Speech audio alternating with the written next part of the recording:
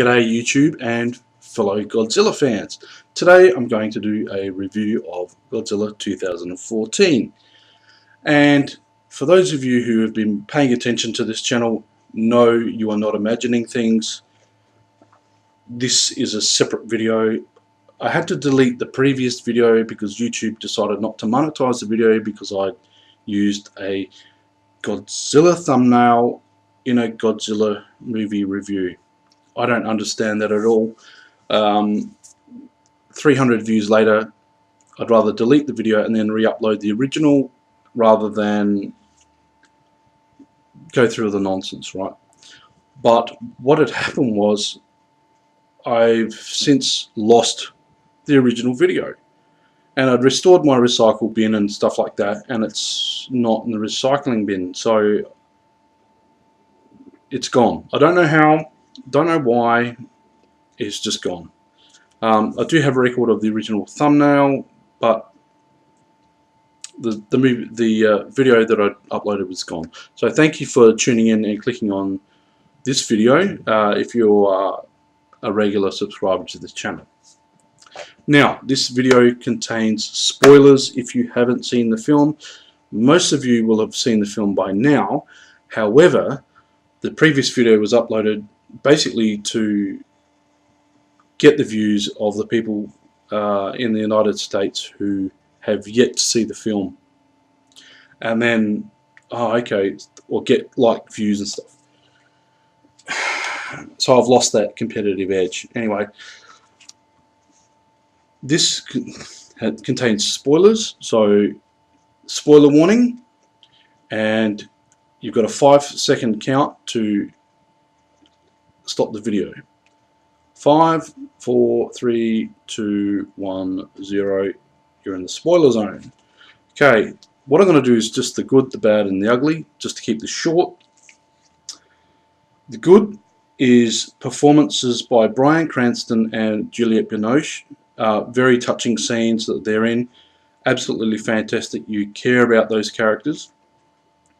The fight scenes with Godzilla and the other monsters, there's a couple of monsters. Like I said, this is spoilers. The other monsters are explained very well. Godzilla, not so much. They've just said that he's an alpha predator.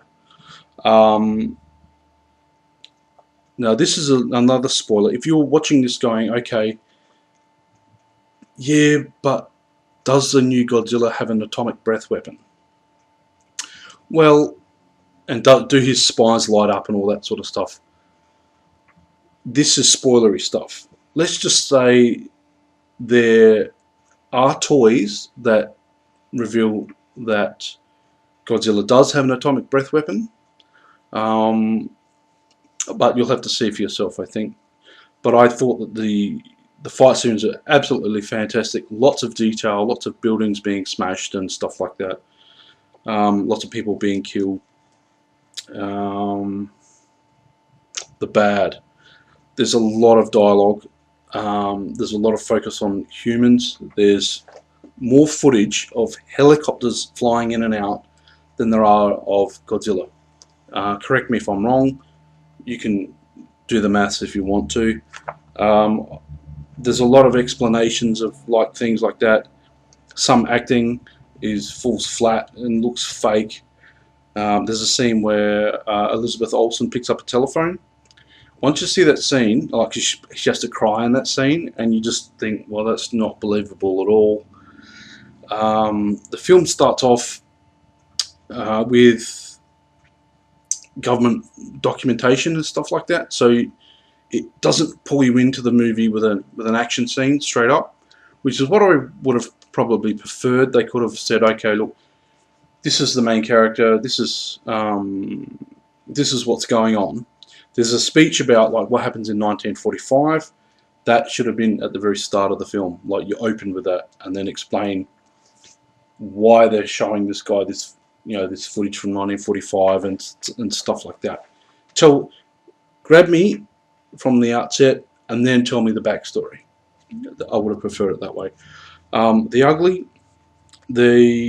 the mutos or the other monsters are actually quite horrible. They're really good, well designed. If you understand what they're doing. I just didn't like the faces, but they're supposed to be monsters. They're supposed to be scary and stuff like that. They are pretty cool, actually. One of them has wings, and it's explained, not explained why it has wings, but it explains the difference between the two monsters. And I think that looks really cool. There are close-ups of the Muto spore pouch when it resembles a scrotum. I thought that was a bit too much, and I think there's a gratuitous butt shot as well. I don't think some of the fight scenes are suitable for kids, like the younger kids, because of what happens, but the fight scenes are awesome, absolutely awesome. This is Godzilla the way it should be. Now that this movie's out, now this is designed as a one-off film, but they've got the design, they've got the creature up and running, they've got people's attention with this Godzilla film, and hopefully when Japan goes back to making their Godzilla films, that they can do some really awesome stuff and try and beat this film. And that's something I'm looking forward to as well. So as a final review of the film, I'd give it 3.5 out of 5. I think that I may have been a little bit too harsh on it, but that's just how I felt. Your cinematic experience may be different, but I've seen some reviews of the film where people are gushing, "Oh, this is the best thing ever," and there are other people that have said, "Well, it falls a bit flat here and there." Rotten Tomatoes.com has it currently at 73% at the time of this recording, so make up your own mind whether you want to go and see it or not. I think it's an IMAX movie. If you've got IMAX in your local area, I do not. So I saw it on the biggest screen that I could, and it was fantastic. I think the pacing was a little bit off for me, but then again, I think if you then go back and you watch other Godzilla films, it matches very well. Especially when you see that some footage seems to nod at other films, like directly lifted from other films.